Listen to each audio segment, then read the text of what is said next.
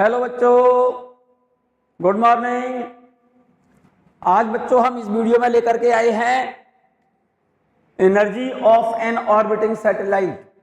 इससे previous video में हम सैटेलाइट और उसकी ऑर्बिटल वेलोसिटी और उसका टाइम पीरियड हम डिस्कस कर चुके हैं बच्चों। हम इस वीडियो में आपको पढ़ा रहे हैं, बता रहे हैं बच्चों, डिस्कस कर रहे हैं हम energy of an orbiting satellite. अगर कोई सैटेलाइट ऑर्बिट में रिवॉल्व कर रहा हो, energy of an orbiting satellite, ध्यान से सुनिएगा। जैसे ये हमारी अर्थ, प्लैनेट कह सकते हैं आप, अर्थ है ये, और क्या बोलेंगे इसे हम, प्लैनेट। अर्थ सरफेस से, ध्यान दीजिए मेरी बात पर, ये तो अर्थ की रेडियस होगी मेरे बच्चे, कैपिटल आर, और सरफेस से h हाइट पर ये कोई सैटेलाइट अर्थ के चारों ओर क्या कर रहा है, ऑर्बिटल मोशन। ध्यान से सुनिएगा, क्या कर रहा है मेरे बच्चे, ऑर्बिटल मोशन। आप, मैं ऐसे इस तरह से बनाई दे रहा हूं बच्चों में, ऑर्बिट इसकी, मान जाओगे ना, यस। ऑर्बिट में मूव करते समय इसकी ऑर्बिटल वेलोसिटी में पहले पढ़ा चुका हूं। अर्थ के सेंटर से, ये मास of earth, this is the radius of earth, ये मास ऑफ सैटेलाइट, ये तो प्लैनेट है ये, और ये सैटेलाइट लिख दूं, सैटेलाइट, या समझ जाओगे। स्मॉल m क्या है, सैटेलाइट का मास है, और कैपिटल M अर्थ का मास है, मींस प्लैनेट का मास है। सैटेलाइट की अर्थ सरफेस से हाइट h है और अर्थ की रेडियस कैपिटल R। तो यहां से लेकर के यहां तक डिस्टेंस कितनी हो गई, ये डिस्टेंस स्मॉल r कह रहा हूं मैं, small r equal to r plus h।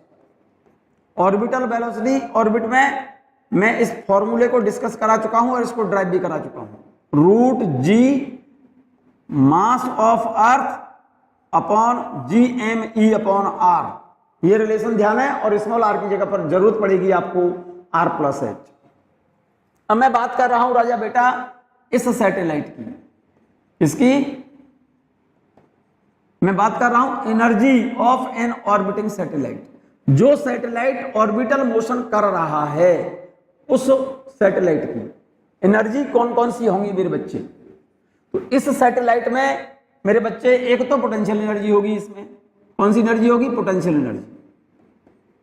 एक होगी इसमें काइनेटिक एनर्जी, काइनेटिक और पोटेंशियल को जोड़ दो तो टोटल एनर्जी होगी। टोटल एनर्जी होती है kinetic energy plus potential energy. तो मैं इन एनर्जी की बात कर रहा हूं मेरे बच्चे। ऑर्बिट में रिवॉल्व करते सैटेलाइट की पोटेंशियल एनर्जी कितनी होगी, ये पोटेंशियल एनर्जी, और काइनेटिक एनर्जी कितनी होगी, और टोटल एनर्जी कितनी होगी, इनकी बात कर रहा हूं भाई। पोटेंशियल और काइनेटिक पता चल जाए, दोनों को ऐड कर देना, टोटल एनर्जी निकल आई। और इस ऑर्बिट में रिवॉल्व करते सैटेलाइट को, बहुत सिंपल सी बात बोल रहा हूं बच्चों, ऑर्बिट में रिवॉल्व करते हुए सैटेलाइट को इन्फिनिटी तक, कहां पर, अप टू इन्फिनिटी तक सैटेलाइट को ऑर्बिट से इन्फिनिटी तक लॉन्च करने के लिए इस सैटेलाइट को जितनी एनर्जी दी जाएगी, गिवन अमाउंट ऑफ एनर्जी इस सैटेलाइट के लिए जितनी होगी, ऑर्बिट से इन्फिनिटी तक भेजने के लिए इस सैटेलाइट को जितनी एनर्जी देनी होगी, उस एनर्जी को बोलते हैं हम इस सैटेलाइट की बाइंडिंग एनर्जी। तो बाइंडिंग एनर्जी क्या होगी, जब यह सैटेलाइट इन्फिनिटी पर पहुंचेगा तो इन्फिनिटी पर सैटेलाइट की टोटल एनर्जी मेरे बच्चे 0 होती है। तो ऑर्बिट से इन्फिनिटी तक भेजने के लिए इस सैटेलाइट को ऑर्बिट से इन्फिनिटी तक भेजने के लिए required given amount of energy जो भी होगी, वो इस सैटेलाइट की बाइंडिंग एनर्जी कहलाती है। तो मैं बात कर रहा हूं पहले ऑर्बिट में इस सैटेलाइट की पोटेंशियल एनर्जी क्या होगी। तो पोटेंशियल एनर्जी का फॉर्मूला पढ़ा है आपने, potential energy of satellite in orbit U equal to minus GM upon R। ये रिलेशन पोटेंशियल एनर्जी का आपने पढ़ रखा है। इस रिलेशन में capital G universal gravitation constant, capital M mass of earth, small M इस सैटेलाइट का मास है। स्मॉल आर की जगह पर लिखा जाएगा r+h। और अगर ये सैटेलाइट अर्थ के बहुत पास में है तो स्मॉल आर को कैपिटल आर लिख देना। इस ऑर्बिट में क्योंकि सैटेलाइट रिवॉल्व कर रहा है तो इसकी काइनेटिक एनर्जी क्या होगी मेरे बच्चे? Kinetic energy of satellite in orbit, kinetic energy होती है ½mv²। तो ये वेलोसिटी किस में लेंगे? ऑर्बिट में। और ऑर्बिट में वेलोसिटी कितनी है? √gm/r। और इसका क्या करना है हमको? स्क्वायर करना है। भाई ये काइनेटिक एनर्जी किसकी है? सैटेलाइट की है।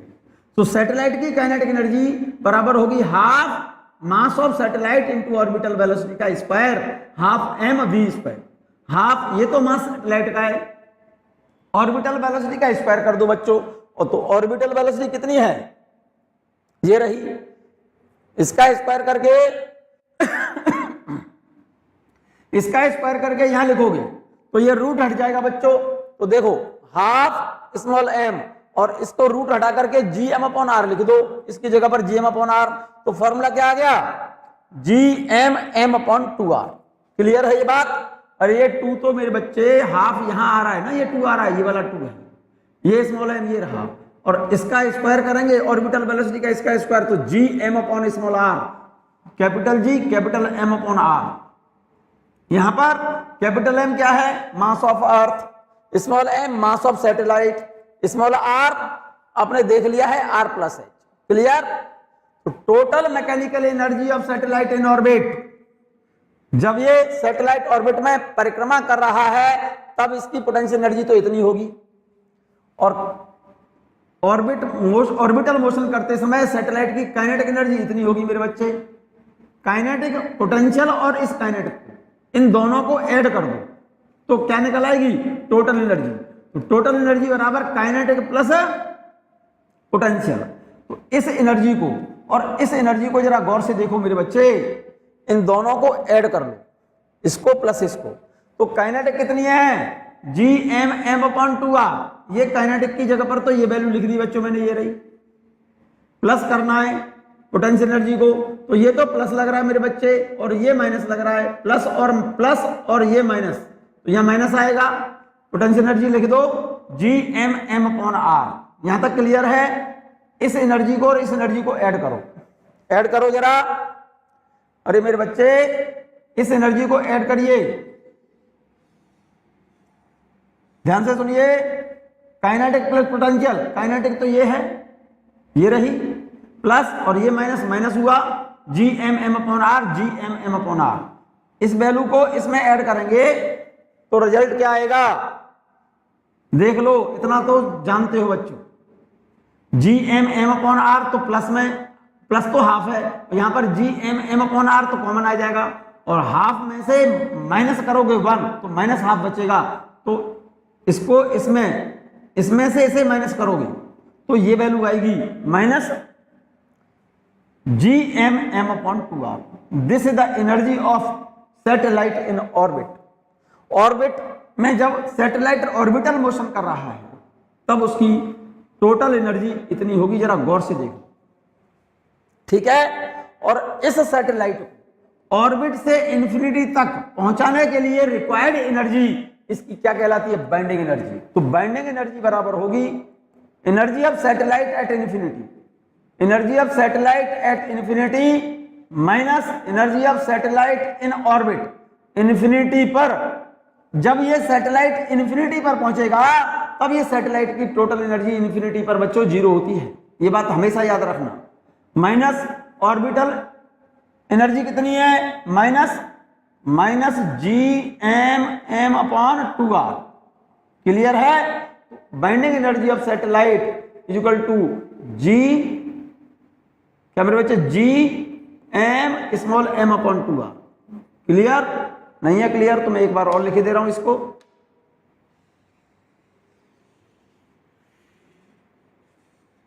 जरा ध्यान से देखिएगा मेरे बच्चे, बाइंडिंग एनर्जी सैटेलाइट की आ गई कितनी? माइनस और माइनस प्लस हो जाएगा, capital G capital M small m upon 2r।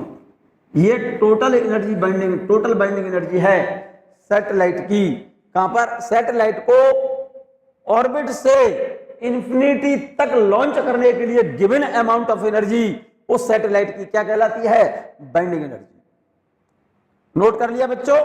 ये फिगर नोट कर लीजिए आप, अगर कर सकते हो तो। ये फिगर नोट कर लिया। पोटेंशियल एनर्जी हमने ये लिख दी है, काइनेटिक एनर्जी ये रही half M V square, orbital velocity का स्क्वायर करेंगे और ऑर्बिटल वेलोसिटी मैंने यहां लिखी हुई है। पोटेंशियल और काइनेटिक दोनों को ऐड कर दिया, ऑर्बिट में टोटल एनर्जी निकल आई थी। और सैटेलाइट को ऑर्बिट से इंफिनिटी तक भेजने के लिए, ऑर्बिट से इंफिनिटी तक लॉन्च कराने के लिए गिवन अमाउंट ऑफ एनर्जी इस सैटेलाइट की क्या कहलाती है? Binding energy. तो बाइंडिंग एनर्जी कितनी होगी? बाइंडिंग एनर्जी ऑर्बिट में जो ऑर्बिट में जो सैटेलाइट की एनर्जी है उसको कहां तक भेजने के लिए? इंफिनिटी तक भेजने के लिए given amount of energy, binding energy निकालना, इंफिनिटी पर एनर्जी माइनस ऑर्बिट में एनर्जी। भाई इसको यहां से इंफिनिटी तक भेजना है, तो यहां से अनंत तक जाने के लिए गिवन अमाउंट ऑफ एनर्जी कैसे निकालोगे? इन्फिनिटी वाली एनर्जी में से ऑर्बिट वाली एनर्जी को सब्ट्रैक्ट कर दो, और इन्फिनिटी पर सैटेलाइट की एनर्जी होती है 0 और ऑर्बिट में ये रही। इस एनर्जी में से इस एनर्जी को सब्ट्रैक्ट करोगे तो ये तो 0 हो गई, ये माइनस, और ऑर्बिट में एनर्जी ये रही, ये माइनस और यह माइनस लग रहा है बच्चों, ये माइनस और ये माइनस दोनों प्लस हो जाएंगे, तो GMM अपॉन 2r। ऑर्बिट से सैटेलाइट को इन्फिनिटी तक भेजने के लिए गिवन अमाउंट ऑफ एनर्जी उस सैटेलाइट की क्या कहलाती है? Binding energy. क्लियर है बच्चों? हटा दें हम इसे, चलिएगा। अब जरा गौर से इस ग्राफ को देखो बच्चों, बहुत ध्यान से देखिएगा, प्रॉपर ध्यान से देखिएगा। देखो पोटेंशियल एनर्जी कितनी है? Potential energy minus GMM upon small r, और स्मॉल r की जगह पर r प्लस h रखना। काइनेटिक एनर्जी है GMM अपॉन 2r, और टोटल एनर्जी कितनी है? काइनेटिक और पोटेंशियल को जोड़ दिया, ऐड कर दिया, तो टोटल एनर्जी कितनी आ गई? इसको और इसको ऐड करेंगे हम तो ये वैल्यू आएगी ये। तो जरा ध्यान से देखो, टोटल एनर्जी और काइनेटिक एनर्जी दोनों बराबर है, लेकिन टोटल एनर्जी तो कैसी है? नेगेटिव में है, और काइनेटिक एनर्जी कैसी है? पॉजिटिव में है। इसका मतलब टोटल एनर्जी और काइनेटिक एनर्जी दोनों इक्वल अमाउंट में है। कैसी अमाउंट में है? टोटल एनर्जी बराबर है किसके? काइनेटिक एनर्जी के, लेकिन टोटल एनर्जी कैसी है? नेगेटिव है, और काइनेटिक एनर्जी कैसी है? पॉजिटिव है। तो टोटल एनर्जी ये रही। क्लियर? पोटेंशियल एनर्जी ध्यान दो, पोटेंशियल एनर्जी जस्ट डबल है किससे? टोटल एनर्जी से, लेकिन नेगेटिव में वैल्यू है, नेगेटिव में वैल्यू है। याद रहेगा, potential energy minus GMM upon r है, और total energy minus GMM upon 2r है। तो ये वाली एनर्जी इस वाली एनर्जी से, मतलब टोटल एनर्जी पोटेंशियल एनर्जी से आधी है लेकिन नेगेटिव है, और टोटल एनर्जी काइनेटिक एनर्जी के बराबर है, लेकिन काइनेटिक एनर्जी पॉजिटिव है और टोटल एनर्जी नेगेटिव है। तो टोटल एनर्जी नेगेटिव क्यों है बच्चों? This negative sign shows that satellite is in the gravitational field of planet. ये नेगेटिव साइन ये शो करता है जैसे ये प्लैनेट है, जैसे हमारी ये अर्थ है और कोई सैटेलाइट है, तो इसका मतलब ये इस वाली ऑर्बिट में इसकी एनर्जी, टोटल एनर्जी जो नेगेटिव में निकल रही है, इसका सेंस ये है कि ये जो सैटेलाइट है ना, वो इस अर्थ के ग्रेविटेशनल फील्ड के अंदर ही ऑर्बिटल मोशन कर रहा है। This negative sign shows that the satellite is in gravitational field of earth. Clear है ये बात? कहीं कोई प्रॉब्लम तो नहीं है? बाइंडिंग एनर्जी क्या होगी? सैटेलाइट को ऑर्बिट से इंफिनिटी तक ले जाने के लिए given amount of energy binding energy कहलाती है। तो बाइंडिंग एनर्जी टोटल एनर्जी के बराबर है लेकिन पॉजिटिव है। It is the minimum energy, it is the minimum energy which must be supplied to the satellite to move it to infinity. Energy का वह कम से कम उस एनर्जी का वह अमाउंट जिस एनर्जी को सैटेलाइट को सप्लाई दे देने से, सैटेलाइट को देने से सैटेलाइट अपनी ऑर्बिट छोड़कर कहां चला जाए, इन्फिनिटी पर चला जाए। क्लियर है? बाइंडिंग एनर्जी टोटल एनर्जी के बराबर होगी लेकिन प्लस होगी। ये बात क्लियर हो गई होगी। जरा ग्राफ को जरा गौर से देखो मेरे बच्चे, यहां पर देखो मेरे भाई, काइनेटिक और टोटल दोनों मैग्नीट्यूड में बराबर है। जितनी काइनेटिक एनर्जी है उतनी ही टोटल एनर्जी है, लेकिन टोटल एनर्जी नेगेटिव है और काइनेटिक एनर्जी पॉजिटिव है। तो देखो काइनेटिक एनर्जी का ग्राफ तो मेरे बच्चे मैंने ये लिया है, ठीक है, और टोटल एनर्जी का ग्राफ मैंने ये लिया है, ये वाला डार्क लाइन से देखो, ये वाला ये ग्राफ तो काइनेटिक एनर्जी का है क्योंकि ये पॉजिटिव एक्सिस पर है, और ये ग्राफ टोटल एनर्जी का है, ये नेगेटिव एक्सिस पर है।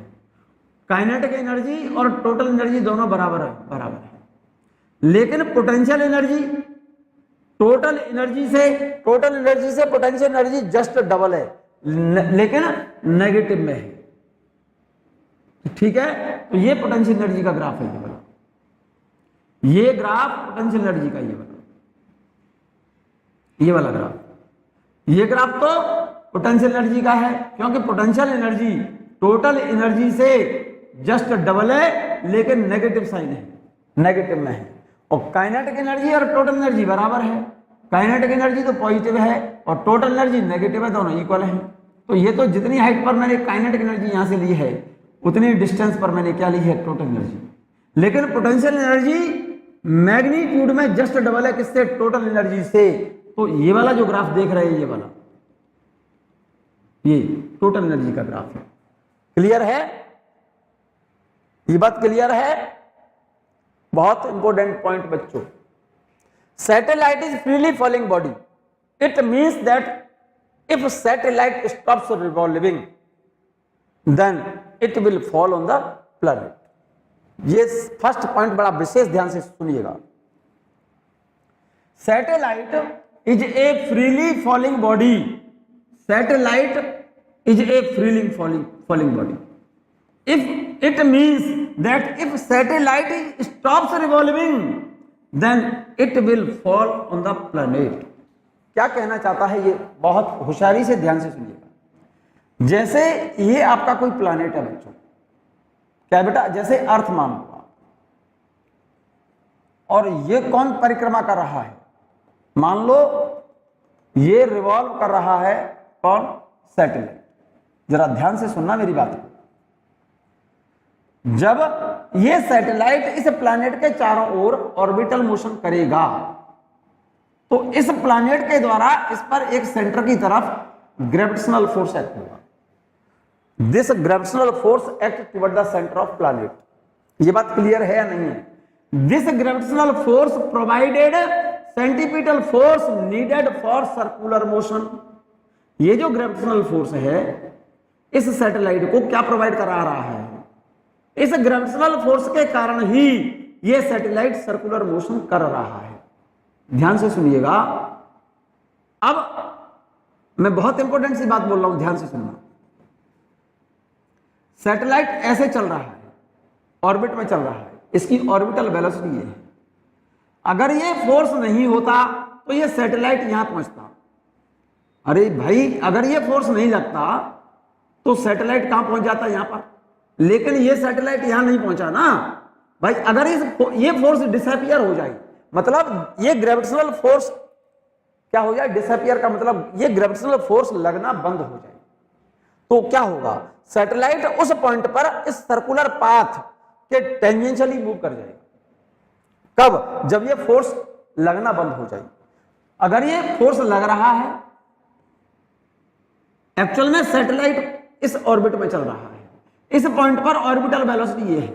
अगर ये फोर्स इस पर नहीं होता तो ये सैटेलाइट यहां पहुंचता, लेकिन ये फोर्स तो लग रहा है।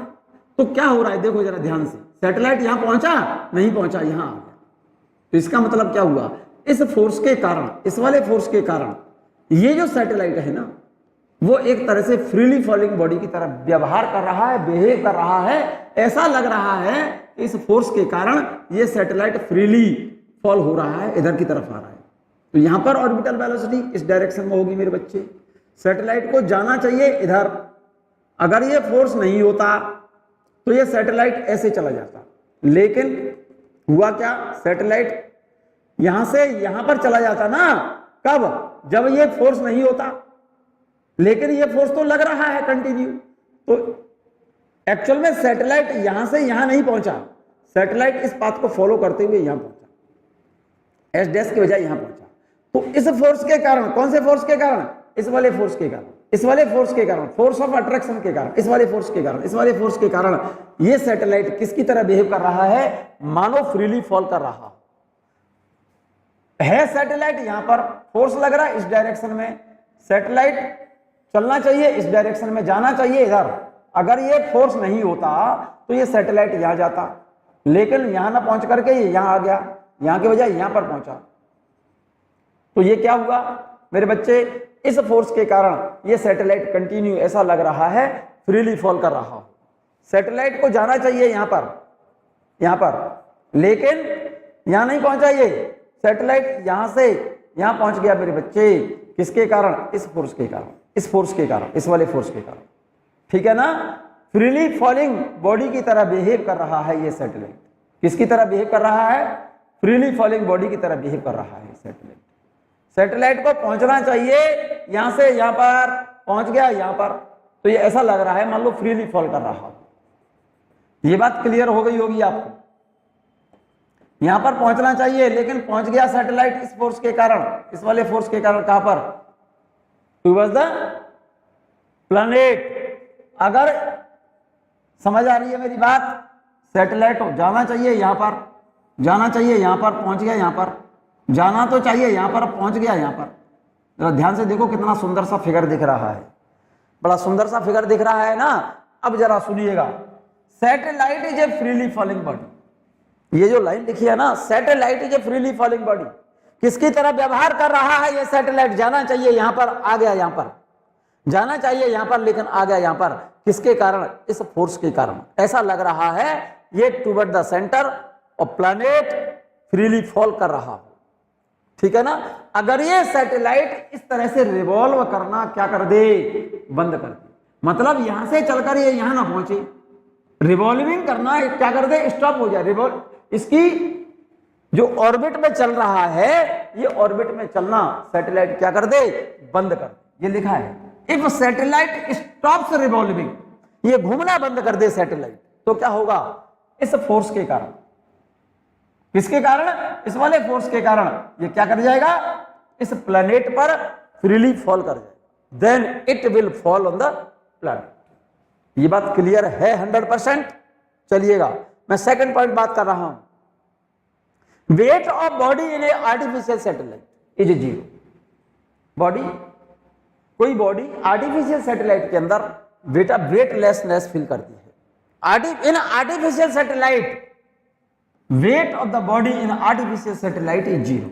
आर्टिफिशियल सैटेलाइट के अंदर बॉडी वेटलेसनेस फील करती है। So in artificial satellite effective weight of body is zero, it means G की वैल्यू आर्टिफिशियल सैटेलाइट में, effective value of G in artificial satellite is zero, because weightless, कौन सा, because weight of the body is used as centripetal force. कारण artificial satellite के अंदर body weightlessness feel करती है, कारण क्योंकि आर्टिफिशियल सैटेलाइट के अंदर बॉडी का जो वेट है वो बॉडी की सर्कुलर मोशन के लिए सेंटीपिटल फोर्स के काम आ जाता है, उसमें यूज हो जाता है, जिसकी वजह से बॉडी आर्टिफिशियल सैटेलाइट के अंदर वेटलेसनेस फील करती है। इस पॉइंट को अच्छे से समझ लो ठीक से। क्या बेटा, weight of body in artificial satellite is zero, कारण because weight of the body is used as centripetal force. Artificial satellite के अंदर बॉडी वेटलेसनेस फील करती है, कारण उसका यह है क्योंकि बॉडी का जो वेट है आर्टिफिशियल सैटेलाइट के अंदर, बॉडी का जो वेट है बॉडी की सर्कुलर मोशन के लिए नेसेसरी सेंटीपिटल फोर्स में यूज हो जाता है, नेसेसरी सेंटीपिटल फोर्स प्रोवाइड करने में काम आ जाता है, जिसकी वजह से बॉडी आर्टिफिशियल सैटेलाइट के अंदर वेटलेसनेस फील करती है। क्लियर। थर्ड पॉइंट देखिए, a satellite loses energy in the form of heat due to viscous force of air, due to viscous force of air. जरा ध्यान से सुनिएगा, जैसे ये कोई प्लैनेट है, जैसे प्लैनेट में मैंने अर्थ ले ली मेरे बच्चे, और अर्थ के चारों ओर ये कोई सैटेलाइट ऐसे ऑर्बिट में घूम रहा है। ध्यान से सुनिएगा मेरी बात को, ये सैटेलाइट और ये प्लैनेट, ठीक है ना। ये प्लैनेट के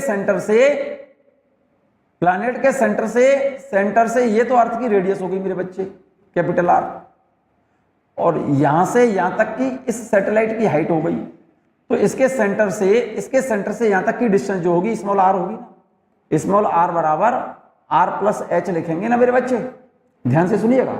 और जब ये ऑर्बिट में चल रहा है तो इसकी ऑर्बिटल वेलोसिटी क्या होगी मेरे बच्चे, root G M upon small R, capital G है बच्चों ये।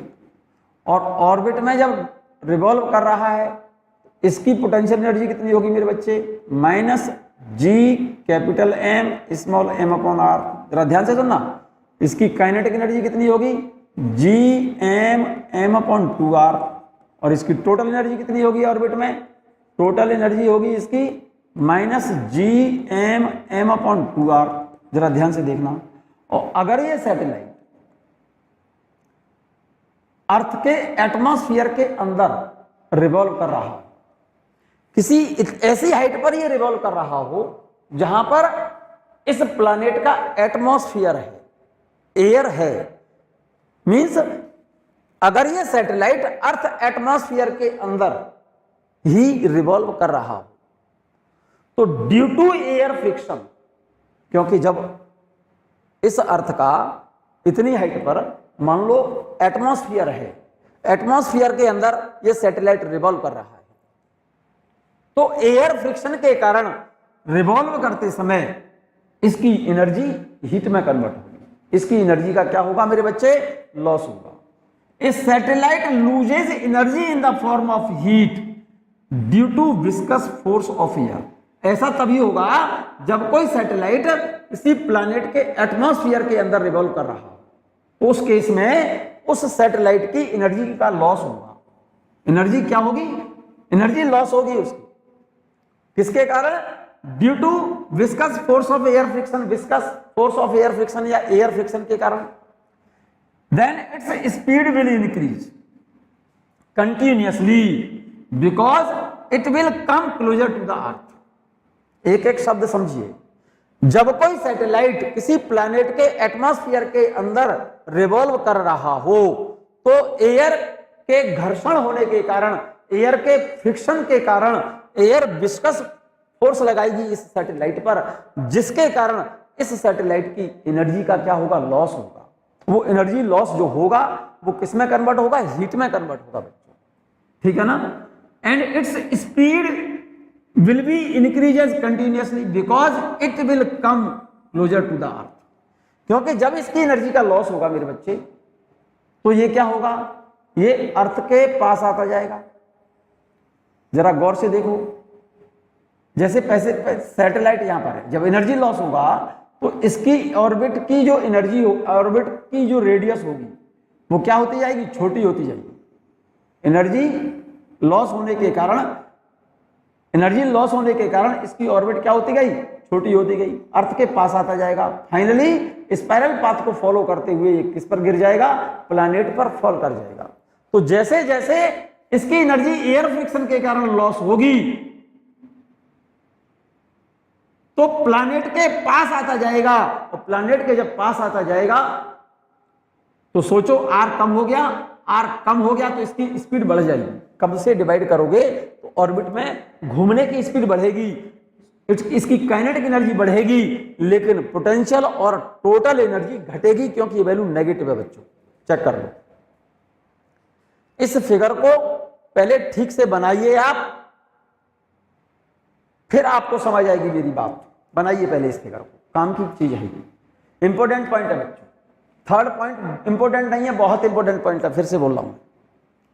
ए satellite loses energy in the form of heat due to viscous force of air. और एनर्जी जब लॉस जैसे जैसे इसका होगा मेरे बच्चे तो सैटेलाइट क्या होगा, प्लैनेट के पास आता जाएगा।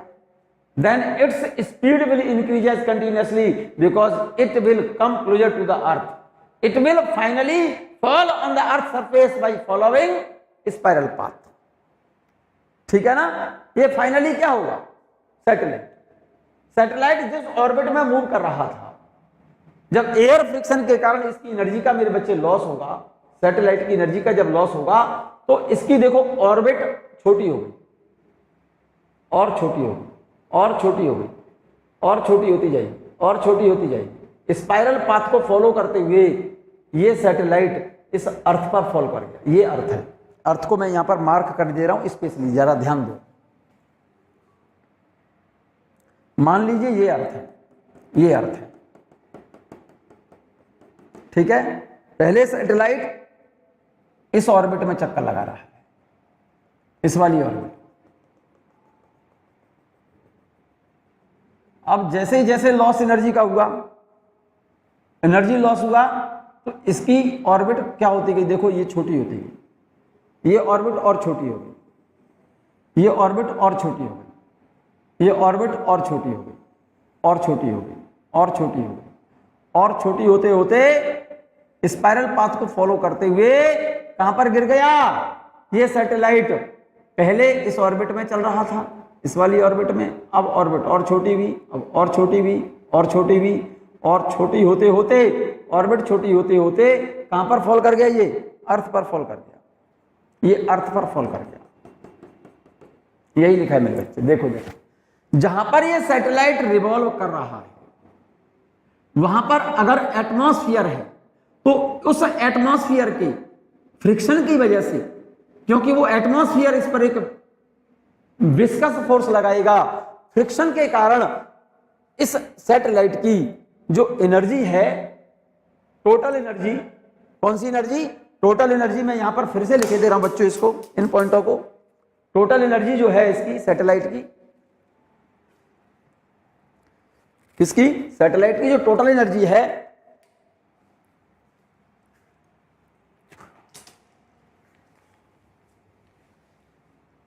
अगर ये सैटेलाइट एटमॉस्फेयर में रिवॉल्व कर रहा है तो एयर के फ्रिक्शन के कारण, किसके कारण मेरे बच्चे, एयर फ्रिक्शन के कारण इसकी जो टोटल एनर्जी है, मैं यहां पर एक बार नोट करता हूं बच्चों, देखो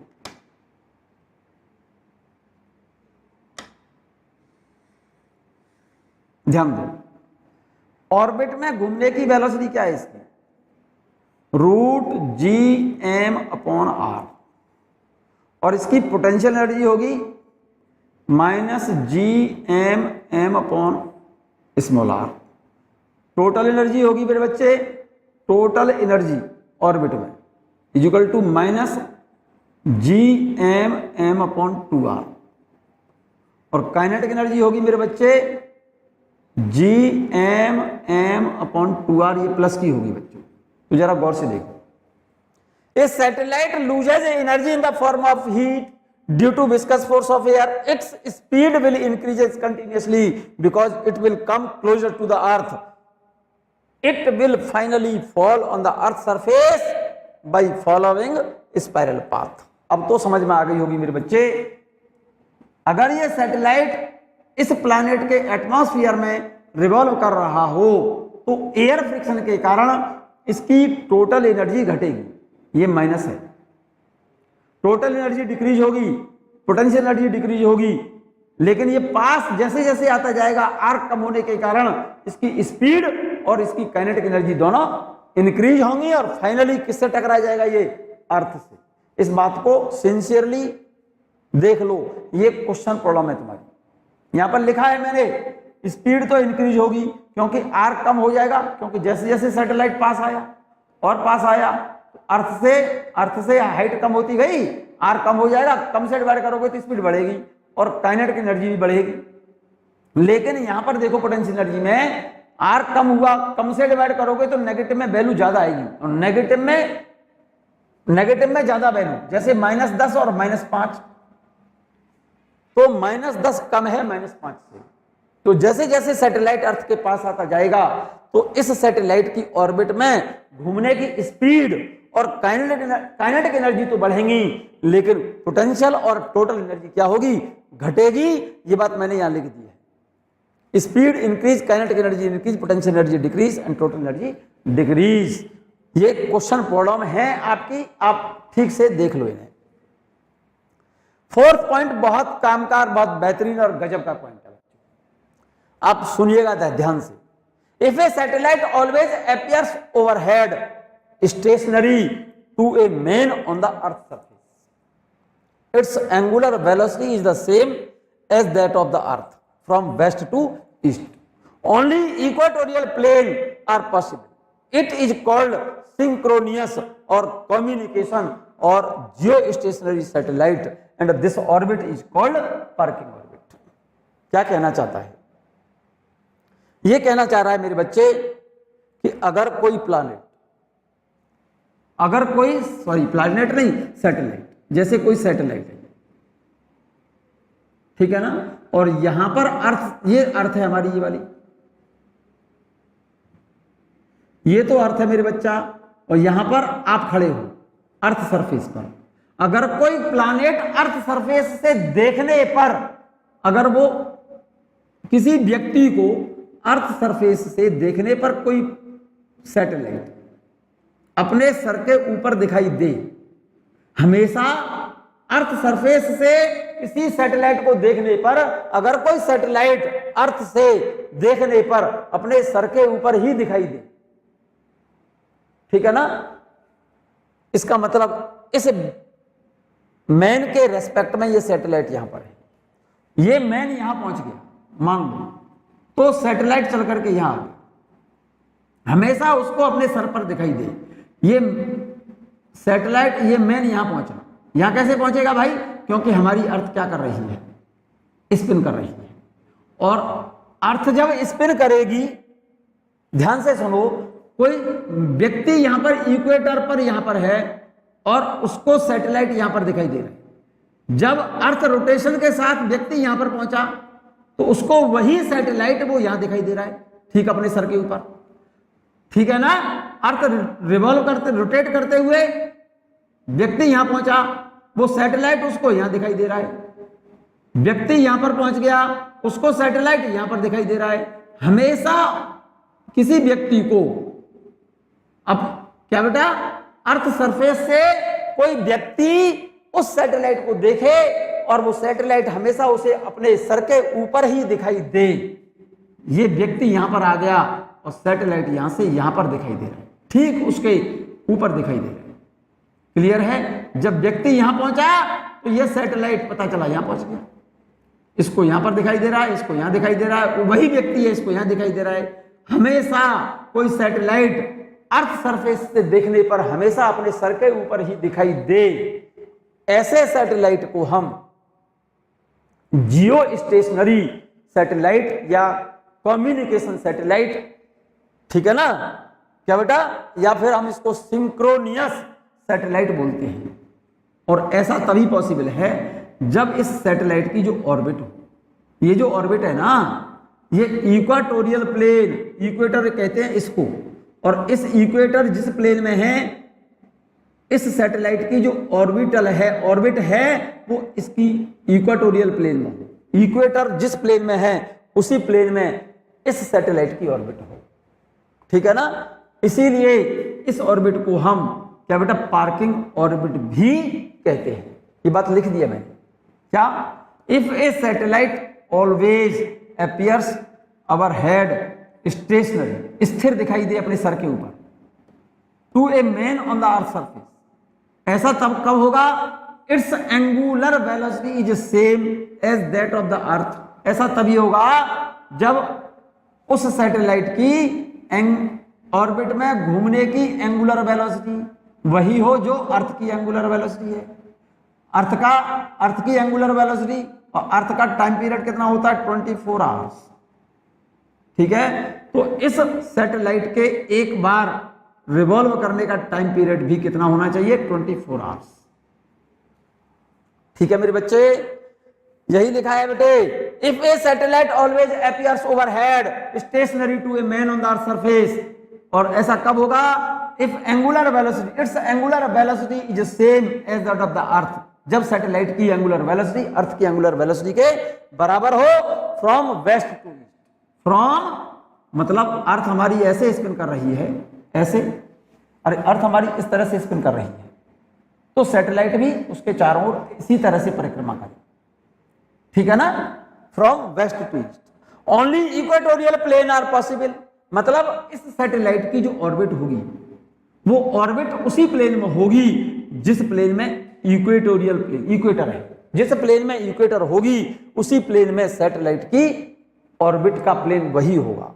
only equatorial plane are possible, it is called, ऐसे सैटेलाइट को बोला जाता है मेरे बच्चे, उन सैटेलाइट्स को बोलते हैं हम सिंक्रोनियस या कम्युनिकेशन या जियो स्टेशनरी सैटेलाइट कहा जाता है। इन सैटेलाइट्स को जो इन पार्किंग ऑर्बिट में रिवॉल्व कर रहे होते हैं, जो अर्थ से देखने पर हमेशा अपने सर के ऊपर दिखाई देते हैं, ऐसे सैटेलाइट को हम जियो स्टेशनरी या कम्युनिकेशन या फिर सिंक्रोनियस सैटेलाइट बोलते हैं। दिस ऑर्बिट इज कॉल्ड, इनकी इस ऑर्बिट को बोलते हैं हम मेरे बच्चे पार्किंग ऑर्बिट। कौन सी ऑर्बिट? Parking orbit. यहां पर फिर से मैं एक बार इसकी फिगर बनाई दे रहा हूं मेरे बच्चे, ऐसे सैटेलाइट, फिर से समझ लो इस बात को, जैसे ये हमारी अर्थ है मेरे बच्चा, क्या है ये? अर्थ, और ये अर्थ की इक्वेटर है।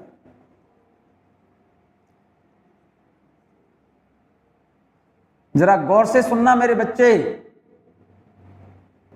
अर्थ हमारी एक्सिस, अपनी एक्सिस के अबाउट स्पिन करती है फ्रॉम वेस्ट टू ईस्ट, और जो सैटेलाइट, इनको आप जियो स्टेशनरी सैटेलाइट बोल रहे हो, उनकी जो ऑर्बिट होगी वो इक्वेटोरियल प्लेन में होगी। इस ऑर्बिट को बोलते हैं parking orbit, parking orbit for Jio stationery satellite. और इनके रिवॉल्व करने की एंगुलर वेलोसिटी वही होगी जो हमारी अर्थ की है। अर्थ का टाइम पीरियड हमारा होता है 24 आवर्स, 24 आवर्स। तो जियो स्टेशनरी सैटेलाइट का भी टाइम पीरियड कितना होगा? 24 आवर्स, ठीक है, ध्यान से सुनना। और इस ऑर्बिट में इस सैटेलाइट के रिवॉल्व करने की जो ऑर्बिटल वेलोसिटी है लिखी हुई है कितनी? 3.1 किलोमीटर पर सेकंड। ध्यान से सुनिएगा भाई, ठीक है ना। इसका टाइम पीरियड कितना होता है? 24 आवर्स होता है।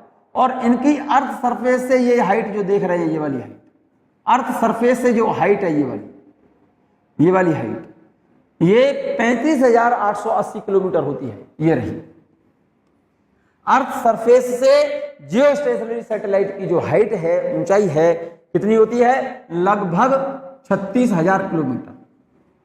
ये बात को आप याद कर लो। ये जो हाइट है जियो स्टेशनरी सैटेलाइट की 35,880 किलोमीटर, अप्रोक्सीमेटली 36,000, इतने किलोमीटर हाइट होती है इसकी। किसकी? जियो स्टेशनरी सैटेलाइट की अर्थ सरफेस से जो ऊंचाई है इतनी होती है। और रेडियो वेव्स को, किनको? अर्थ सरफेस से रेडियो वेव को, रेडियो वेव्स को अर्थ सरफेस से कहां तक? अर्थ सरफेस से रेडियो वेव्स को सैटेलाइट तक जाने और सैटेलाइट से अर्थ सरफेस पर वापस आने का जो टाइम होता है वो टाइम लगता है 1/4 सेकेंड। कितना सेकंड? कोई रेडियो वेव अर्थ सरफेस से सैटेलाइट तक, कम्युनिकेशन सैटेलाइट तक जाने और कम्युनिकेशन सैटेलाइट से अर्थ तक आने का जो समय है वो कितना है? 1/4 सेकंड लगता है। ये लिख दिया है मैंने। Radio waves takes 1/4 second to go to such a satellite from the earth and comes back to the earth after reflection from it. Communication satellite से रेडियो वेव्स को अर्थ सरफेस से कम्युनिकेशन सैटेलाइट तक जाने और यहां से reflect होकर अर्थ तक वापस आने का जो समय लगता है वो 1/4 सेकंड होता है। और कोई भी कम्युनिकेशन सैटेलाइट, बहुत सिंपल सी बात बोल रहा हूं बच्चों, ये कोई कम्युनिकेशन सैटेलाइट है, रेडियो वेव्स अर्थ सरफेस से गई और यहां से लौट करके अर्थ पर जब आएगी तो टाइम इंटरवल होता है इसका 1/4 सेकंड। दूसरी बात, अर्थ के, जरा गौर से देखिएगा, यहां से लेकर के यहां तक, मींस अर्थ के उस भाग में, कौन से भाग में, जिसके द्वारा सैटेलाइट से कवर्ड एंगल, ये पूरा एंगल कितना होगा 162.6 डिग्री। इस सैटेलाइट से यहां से जो रेडियो वेव्स जा रही हैं चल करके यहां पर वापस आई, तो ये जो रेडियो वेव्स हैं अर्थ सरफेस पर जो एंगल कवर करती हैं वो कितना एंगल कवर करती हैं 162.6 डिग्री। इसका सेंस ये है, एक सैटेलाइट से अर्थ के उस वाले भाग में, कौन से वाले भाग में, जिस भाग में कवर्ड एंगल 162.6 डिग्री हो, इतने हिस्से में जितने आपके टेलीविजन सेट होंगे, टेलीविजन सेट तो समझते हैं, टीवी देखा है ना, टेलीविजन पर प्रोग्राम देखते हैं ना आप, तो अर्थ की इस भाग में कौन सा वाला हिस्सा, ये वाला पार्ट, जिस वाले पार्ट में ये सैटेलाइट से चलने वाली, यहां से चलने वाली रेडियो वेव्स यहां तक पहुंची, ये रेडियो वेव्स इस वाले भाग में कितना एंगल कवर करेंगी 162.6 डिग्री। और इतने एंगल के अंदर अर्थ का जितना सरफेस एरिया आ रहा है, उस सरफेस में जितने भी टेलीविजन सेट हैं वो एक ही सैटेलाइट से प्रसारित होने वाला प्रोग्राम, कम्युनिकेट होने वाला प्रोग्राम, उन सभी टेलीविजन सेट पर एक ही समय पर देखा जा सकता है। अगर हमको कोई अर्थ सरफेस पर कोई प्रोग्राम चल रहा है, जैसे ये हमारी अर्थ है बच्चों, अर्थ के अपोजिट साइड में, अपोजिट अक्षांश कहते हैं इसको, अपोजिट लेटीट्यूड। अपोजिट लेटीट्यूड का मतलब जैसे यहां पर हमारा हिंदुस्तान है, यहां पर इंडिया है, यहां अमेरिका, एक्चुअल में ये दोनों अपोजिट अक्षांश पर हैं, अपोजिट लेटीट्यूड एंगल पर हैं। मींस यहां पर इंडिया है मान लो, यहां पर अमेरिका है, तो यहां पर अगर दिन हो रहा होगा तो यहां रात हो रही होगी मेरे बच्चे। इसका मतलब ये दोनों जस्ट कितने एंगल पर हैं, अपोजिट हैं, 180 डिग्री पर हैं। और 180 मेरे ख्याल से ये कितना एंगल हो गया 162.6 डिग्री। तो ये वाला प्लेस और ये वाला प्लेस तो अपोजिट नहीं हुए, क्योंकि अपोजिट प्लेस तो ये वाले हो गए। तो इसका मतलब एक सैटेलाइट से कम्युनिकेशन अपोजिट किस पर, लेटीट्यूड पर नहीं किया जा सकता। एक सैटेलाइट से प्रसारित होने वाला, कम्युनिकेट करने होने वाला प्रोग्राम इतने भाग के, अर्थ के इतने भाग के अंदर तो देखा जा सकता है, इसके इधर और इसके इधर नहीं देखा जा सकता। एक सैटेलाइट से जो प्रोग्राम कम्युनिकेट किया जा रहा है इस अर्थ के इस हिस्से में देख पाएंगे आप, इस हिस्से में जितने भी टेलीविजन सेट होंगे वो काम नहीं करेंगे। लेकिन अगर अपोजिट लेटीट्यूड पर आपको प्रोग्राम प्रसारित करना है, ठीक है ना, तो आपको कम से कम कितने सैटेलाइट यूज करने पड़ेंगे, 2। क्यों? क्योंकि अर्थ के इस भाग पर जो कोई प्रोग्राम चल रहा है तो यहां से रेडियो वेव्स भेजेगी वो कौन, यहां से ट्रांसमीटर ट्रांसमिट करेगा रेडियो वेव्स के सैटेलाइट के लिए, सैटेलाइट ये वाला इन रेडियो वेव्स को रिसीव करेगा और फिर ये कम्युनिकेट करेगा इस वाले सैटेलाइट के लिए, और ये सैटेलाइट रिसीव करके उसको भेजेगा कहां पर, अर्थ पर। तो इसका मतलब यहां के प्रोग्राम को इस जगह पर देख, अपोजिट लेटीट्यूड पर देखने के लिए कम से कम कितने सैटेलाइट चाहिए हमको, 2, क्योंकि 2 सैटेलाइट अर्थ के 180 डिग्री एंगल को कवर कर पाएंगे, क्योंकि 180 शायद इस एंगल से ज्यादा है। एक सैटेलाइट से जो प्रोग्राम प्रसारित किया जा रहा है वो अर्थ के केवल उसी भाग में देखा जा सकता है जहां पर कवर्ड एंगल कितना हो, अर्थ के उस भाग के द्वारा कवर्ड एंगल कितना हो, 162.6 डिग्री हो। और अगर एंगल 180 डिग्री के अपोजिट लेटीट्यूड पर अगर प्रोग्राम प्रसारित करना है तो आपको कितने सैटेलाइट इस्तेमाल करने पड़ेंगे, 2, क्योंकि 180 से 162.6 से ज्यादा है तो 2 सैटेलाइट यूज करने पड़ेंगे। अगर पूरी अर्थ पर एक साथ, पूरी अर्थ पर वर्ल्ड वाइड प्रोग्राम कोई संचारित करना है, प्रसारित करना है, तो आपको कम से कम कितने, 3 सैटेलाइट यूज करने पड़ेंगे बच्चों। देखिएगा, at least 3 satellite are needed for world wide communication for 1 TV station. एक टीवी स्टेशन से प्रसारित किए जाने वाला प्रोग्राम पूरी अर्थ पर एक ही साथ दिखाई दे, इसके लिए आपको सैटेलाइट इस्तेमाल करने होंगे कम से कम 3। मतलब अर्थ के किसी एक जगह पर प्रोग्राम चल रहा है, जैसे ये हमारी अर्थ है, तो अर्थ टोटल एंगल कितना कवर करेगी मेरे बच्चे? टोटल एंगल तो 360 कवर करेगी। जैसे एक सैटेलाइट ये है, तो ये कितना एंगल कवर करेगा एक सैटेलाइट? बस ज्यादा से ज्यादा एक सैटेलाइट ये प्रोग्राम को कहां भेज सकता है? 162.6 डिग्री के अंदर भेज सकता है। तो आपको कम से कम कितने सैटेलाइट यूज करने पड़ेंगे मेरे भाई? 3 सैटेलाइट यूज करने पड़ेंगे कम से कम। कैसे? देखो, एक सैटेलाइट S1, एक S2 और एक S3। क्या करना पड़ेगा? जो यहां पर अर्थ के इस जगह पर कोई प्रोग्राम चल रहा है, तो ये सैटेलाइट भेजेगा प्रोग्राम को इधर, और ये भेजेगा इस पर, और ये भेजेगा इस पर, और ये भेजेगा इस पर। जरा सोच के देखो, एक सैटेलाइट कितना एंगल कवर कर रहा है? ये वाला कितना? 162.6 डिग्री। ये सैटेलाइट भी इस पर कितना एंगल कवर कर लेगा? 162.6 डिग्री। और ये सैटेलाइट भी अर्थ पर कितना एंगल कवर कर लेगा? 162.6 डिग्री। तो मेरे ख्याल से 3 इंटू 162.6 डिग्री, ये वैल्यू तो 360 से ज्यादा हो गई। इसका मतलब पूरी अर्थ के किसी जगह पर एक टेलीविजन कोई प्रोग्राम यहां पर चल रहा है, और उस प्रोग्राम को एक ही साथ पूरी अर्थ पर वर्ल्ड वाइड कम्युनिकेशन के लिए आपको कम से कम कितने सैटेलाइट इस्तेमाल करने पड़ेंगे? 3 satellite. So at least 3 satellites are needed for world wide communication from 1 television station. Clear? बात क्लियर हो गई मेरे बच्चे? चलिएगा, मैं बात कर रहा हूं मेरे भाई पोलर सैटेलाइट की।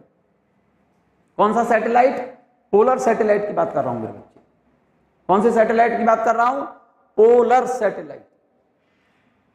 If satellite revolves in a polar orbit is called polar satellite.